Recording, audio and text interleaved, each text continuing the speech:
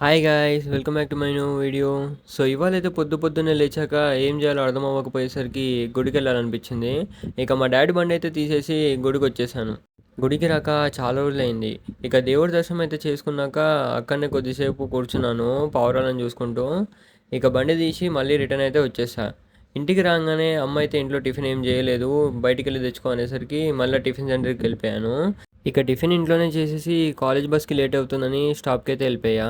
And college bus రాగానే ఎక్కేసి కాలేజ్కి వచ్చేసాను. క్లాస్లోకి రాగానే మాకైతే మ్యాథ్స్ పీరియడ్ స్టార్ట్ అయిపోయింది. ఇక అవే కొద్ది ప్రాబ్లమ్స్ అయితే చేసుకుంటూ పీరియడ్లన్నీ గడిపేశాక లంచ్ పీరియడ్ వచ్చేసింది.